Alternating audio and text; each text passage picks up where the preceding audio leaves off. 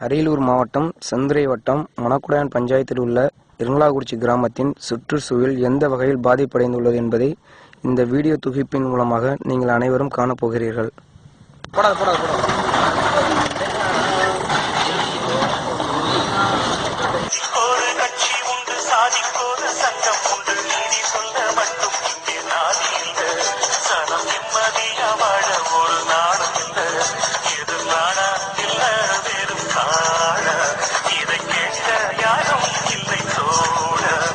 எங்கள் கிராமத்தில் முதல் வளைவில் இருக்கும் நிலை கையை விட்டாலினாக்கா மண் எந்த அளவுக்கு வெளியே வருதுன்னு பாருங்க.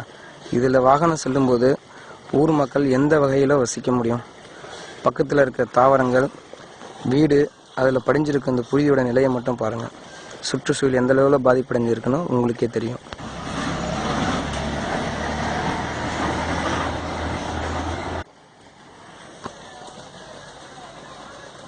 திருமணம் ஆகி எனக்கு 15 வருடங்கள் ஆகிறது. ஆனால் 15 வருடங்களாக இந்த நிலையில தான் நாங்கள் வாழ்ந்து கொண்டு இருக்கிறோம். இந்த இருங்கலாக்குறிச்சிங்கிற கிராமம் செந்துறை வட்டம். அதில் கல்குவாரி 15 வருடங்கள் 20 வருடங்கள் ஆகிறது. 15 வருடங்களாக இந்த நிலையில தான் வாழ்ந்துகிட்டு இருக்கோம். கல் ஏற்றிட்டு போகிற வண்டியில் மாசுபடுத்திக்கிட்டு இருக்கிறது. எங்கள் வீடு ஃபுல்லாக எங்கள் சாப்பிட்ற சாப்பாடு, நாங்கள் தண்ணி குடிக்கிறது எல்லாமே எங்களுக்கு உள்ளுக்கு போயிட்டு இருக்கு. உள்ளுக்கு போயிட்டு இருந்த காரணத்தினால எங்கள் மாமியார் வயசானவங்களுக்கு அவங்களுக்கு ஆஸ்துமா வந்துருச்சு.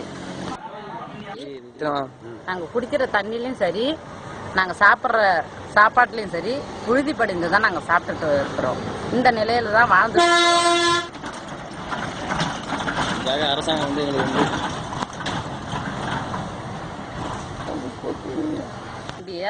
கனரக வாகனம், அதனால எங்களுக்கு பிரச்சனை வரதுனால அதை கொஞ்சம் நிப்பாட்டி சாலைகளை சீர் செஞ்சு எங்களுக்கு கொஞ்சம் தரும்படி அரசாங்கத்தை நாங்கள் கேட்டுக்கொள்கிறோம்.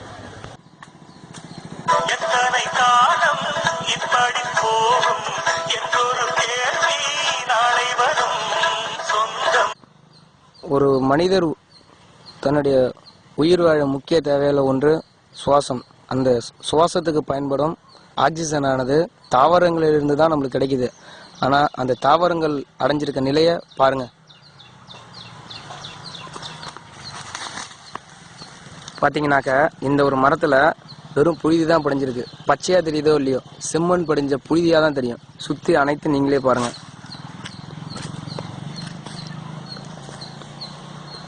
இப்படி இருக்கும்போது ஒரு சுத்தமான சுவாசம் நமக்கு எப்படி கிடைக்கும்?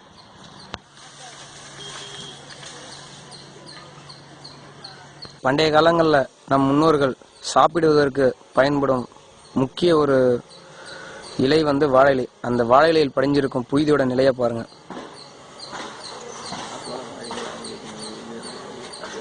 இங்கன்னு மட்டும் இல்ல, இந்த ஊருக்குள்ள இருக்கிற வாழை மரங்கள் அனைத்துமே இதே நிலையில தான் இருக்கு.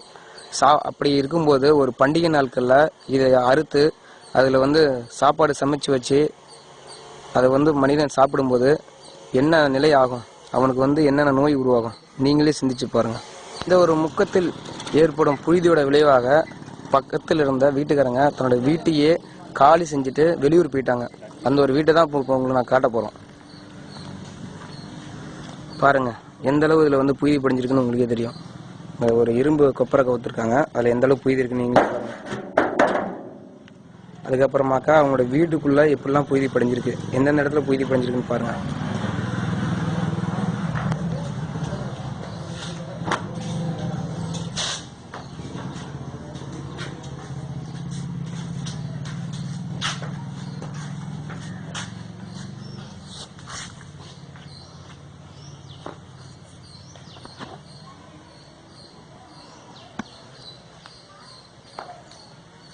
இவங்க கடந்த ஒரு ஆண்டு காலமாக தன்னுடைய வீட்டையே காலி செஞ்சுட்டு போயிட்டாங்க.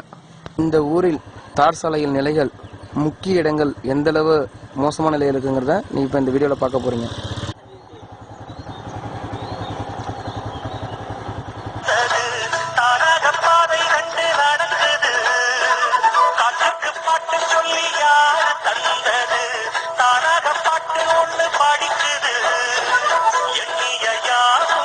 கைகளில்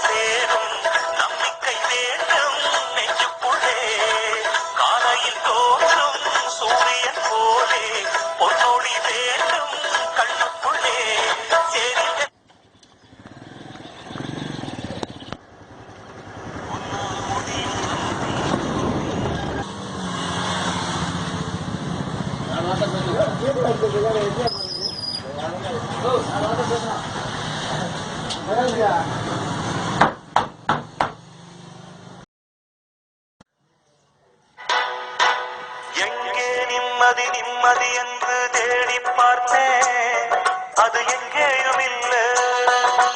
எங்கே நிம்மதி நிம்மதி என்று தேடி பார்த்தேன், அது எங்கேயும் இல்லை.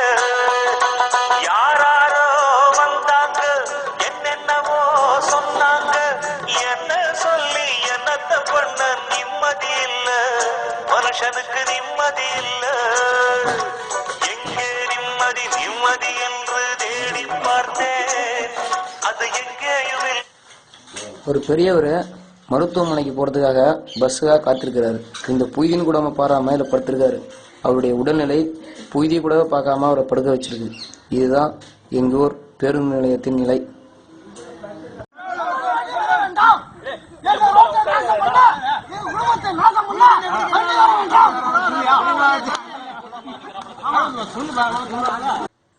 மனதுக்குள்ளே வந்து வந்து போகும் கிழமை, இந்த நிலையில் எவன் இருந்தாலும் ஆக வேண்டும் அவனே துறவி.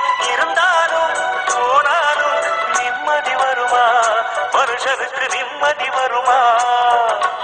எங்கே நிம்மதி நிம்மதி என்று தேடி பார்த்தேன், அது எங்கேயும் இல்லை. எங்கே நிம்மதி நிம்மதி என்று தேடி பார்த்தேன், அது எங்கேயும் இல்லை. யாராரோ வந்தாங்க, என்னென்னவோ சொன்னாங்க, என்ன சொல்லி என்னத்த பண்ண நிம்மதி இல்லை. மனுஷனுக்கு நிம்மதி இல்லை. எங்கே நிம்மதி நிம்மதி என்று தேடி பார்த்தேன், அது எங்கேயும் இல்லை.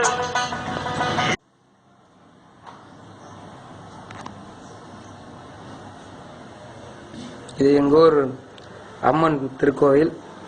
இங்கே இருக்கிற புய்தியோட நிலையை நீங்கள் பார்க்குறீங்க. இப்போ ஒரு சாமி உள்ளுக்கு இருக்க சிலை கூடமே பாருங்கள், அவங்க மேலே போட்டிருக்க அந்த துணியில் கூடமே அவ்வளோ புய்தி படிஞ்சிருக்கு. ஒரு சாமி கும்பிட்ற சாமியை புய்தி படிக்கிறதால மூடி வச்சுருக்காங்க எங்கள் ஊர் கிராமவாசிகள். எங்களுக்கு கும்பிட கூடமே சாமி இல்லாத ஒரு நிலையில் நாங்கள் இருக்கோம்.